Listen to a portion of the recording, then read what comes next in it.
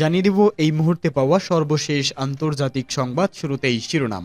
ইরানের বিরুদ্ধে দুঃসাহসিক পদক্ষেপের পরিণতির ব্যাপারে ইসরায়েলকে তুরস্কের ভয়াবহ সতর্কতা। এরপরে জানাবো ইরানের সর্বোচ্চ নেতা ইসরায়েলের পাশাপাশি এবার আমেরিকাকেও দিয়েছে ভয়ঙ্কর হুমকি। এরপরেই থাকবে কাতার বলেছে ইসরায়েল ও হামাস এখন অস্ত্রবিরতি চুক্তির খুবই কাছাকাছি।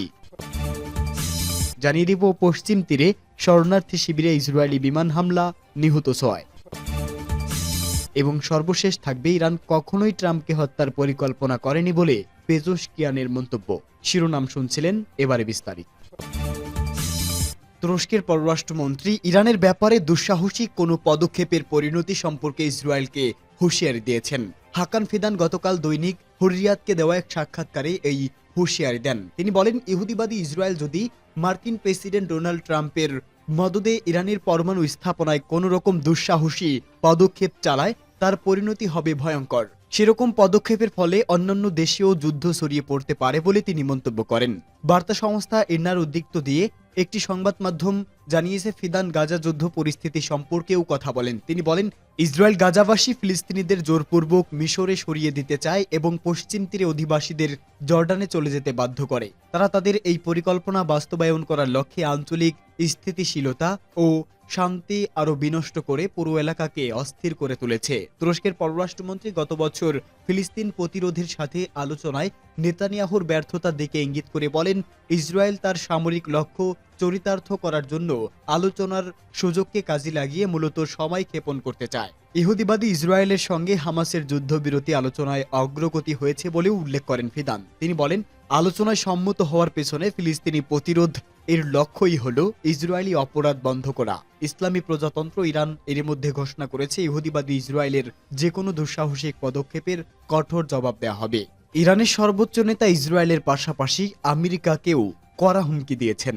ইহুদিবাদী ইসরায়েলের আগ্রাসী হামলার জবাবের ধরন সম্পর্কে ইসলামী প্রজাতন্ত্র ইরানের সর্বোচ্চ নেতা বলেন, ইসরায়েলি হামলার বিরুদ্ধে কঠোর বিধ্বংসী ও দাঁত ভাঙা জবাব দেবে ইরান। ইরানের সর্বোচ্চ নেতা ইসরায়েলি কঠোর হামলার জবাব দেওয়ার হুমকি দিয়েছেন। ইংরেজি ভাষায় এই গণমাধ্যমটি একই বিষয়ে অন্যান্য ইরানি কর্মকর্তার বক্তব্য তুলে ধরে বলেন, ইরানি কর্মকর্তারা বলেছেন, দেশটি গত বছরের ২৬ অক্টোবর ইসরায়েলি হামলার জবাব দেবে।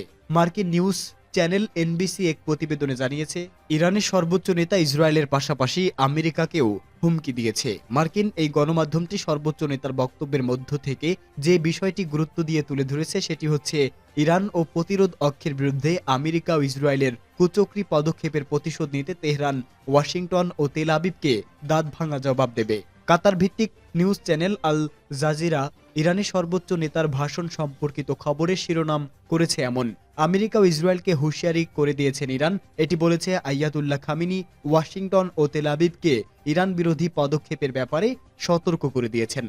ইসরায়েল ও হামাস এখন অস্ত্রবিরতি চুক্তির কাছাকাছি।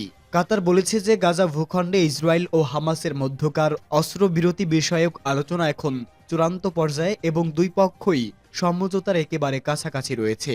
সাপ্তাহিক সংবাদ ব্রিফিংয়ে কাতারের পররাষ্ট্র মন্ত্রণালয়ের মুখপাত্র মাজেদ আল আনসারি চলমান এই আলোচনাকে ইতিবাচক ও ফলপ্রসূ বলে বর্ণনা করেন। তবে একই সাথে চুক্তিটির ঘোষণা না হওয়া পর্যন্ত অতিরিক্ত উচ্ছ্বাসিত হবার ব্যাপারে সতর্ক করে দিয়েছে। কাতার, মিশর ও যুক্তরাষ্ট্র লড়াই বন্ধের জন্য মাসব্যাপী প্রচেষ্টায় নেতৃত্ব দিয়েছেন এবং আলোচনায় চুক্তিটি চূড়ান্ত করার দিকে আলোকপাত করা হয়েছে। এর আগে যুক্তরাষ্ট্রের প্রেসিডেন্ট জো বাইডেন বলেন যে চুক্তিটি শেষ পর্যন্ত সম্পাদিত হবার দোরগোড়ায় রয়েছে। বাইডেন তার পররাষ্ট্র নীতির সাফল্য তুলে ধরতে পররাষ্ট্র বিভাগে দেওয়া ভাষণে বলেন, এই চুক্তি অনুযায়ী পণবন্দীদের মুক্তি প্রদান, লড়াই বন্ধ করা, ইসরায়েলের নিরাপত্তা বিধান এবং ফিলিস্তিনি জনগণ যারা হামাসের শুরু করা যুদ্ধে ভয়াবহভাবে দুর্ভোগের শিকার হয়েছে তাদের জন্য উল্লেখযোগ্যভাবে মানবিক সহায়তা প্রদান করা হবে। এই অস্ত্রবিরতি প্রস্তাবের মূল বিষয়টি হচ্ছে যে নানান পর্বে এই প্রক্রিয়া সম্পূর্ণ করা যাবে। পশ্চিম তীরে শরণার্থী শিবিরে ইসরায়েলি বিমান হামলা, নিহত ৬। অধিকৃত পশ্চিম তীরের জেনিন শরণার্থী শিবিরে ইসরায়েলের বিমান হামলায় অন্তত ৬ জন নিহত হয়েছে। নিহতদের মধ্যে একজন ফিলিস্তিনি কিশোর এবং ৩ ভাই রয়েছে। এক প্রতিবেদনে এই তথ্য জানিয়েছে কাতার ভিত্তিক সংবাদ মাধ্যম আল জাজিরা। ফিলিস্তিনি সংবাদ মাধ্যম ওয়াফা জানিয়েছে, শরণার্থী শিবিরের একটি ট্রাফিক সার্কেলের কাছে একটি ইসরায়েলি ড্রোন একদল মানুষকে লক্ষ্য করে 3টি ক্ষেপণাস্ত্র নিক্ষেপ করে। এতে 15 বছর বয়সী এক বালকসহ 6 জন নিহত ও বেশ কয়েকজন আহত হন। প্রতিবেদন অনুযায়ী হামলায় নিহত আরও 5 জনের বয়স 23 থেকে 34 বছরের মধ্যে, তাদের মধ্যে 3 ভাইও ছিল। এর আগে চলতি সপ্তাহের শুরুতে অধিকৃত পশ্চিম তীরের তাম্মুন শহরে ইসরায়েলি ড্রোন হামলায় একই পরিবারের 2 ফিলিস্তিনি শিশু এবং 23 বছর বয়সী এক যুবক নিহত হন। ঘটনাস্থল থেকে আল জাজিরার হামদা শালহুদ বলেছেন, জেনিন ক্যাম্পে ড্রোন হামলাটি 2023 সালের 7 অক্টোবর থেকে জোরদার করা হয় ইসরায়েলি হামলার অংশে। 2023 সাল থেকে অধিকৃত পশ্চিম তীরে প্রায় 800 ফিলিস্তিনিকে হত্যা করেছে ইসরায়েলি সেনাবাহিনী। এছাড়াও গ্রেপ্তার করা হয়েছে হাজার হাজার ফিলিস্তিনিকে। ইসরায়েলি প্রতিরক্ষা মন্ত্রী বলেন, পশ্চিম তীর জুড়ে ইসরায়েলি এই নীতি অব্যাহত রাখবে, আর পশ্চিম তীরে ইসরায়েলি সহিংসতা এখন নীরব যুদ্ধ নামে পরিচিত বলেও জানান শালহুদ। গত কয়েক সপ্তাহ ধরে ফিলিস্তিনি কর্তৃপক্ষের নিরাপত্তা বাহিনী জেনিন ক্যাম্পে ফিলিস্তিনি প্রতিরোধ যোদ্ধাদের লক্ষ্য করে সামরিক অভিযান শুরু করার পর এই মারাত্মক ড্রোন হামলা চালানো হলো। ইরান কখনোই ট্রাম্পকে হত্যার পরিকল্পনা করেনি বলে মন্তব্য পেজেশকিয়ানের। ইরানের প্রেসিডেন্ট মাসুদ পেজেশকিয়ান বলেছেন, তার দেশ কখনোই নবনির্বাচিত মার্কিন প্রেসিডেন্ট ও রিপাবলিকান নেতা ডোনাল্ড ট্রাম্পকে হত্যার পরিকল্পনা করেনি। এনবিসি নিউজকে দেওয়া এক সাক্ষাৎকারে তিনি ট্রাম্প ও যুক্তরাষ্ট্র সরকারের করা অভিযোগটি নাকচ করেছেন। ট্রাম্পকে হত্যা চেষ্টার ঘটনায় গত বছরের নভেম্বরে মার্কিন বিচার বিভাগ এক ইরানি নাগরিকের বিরুদ্ধে অভিযোগ আনে।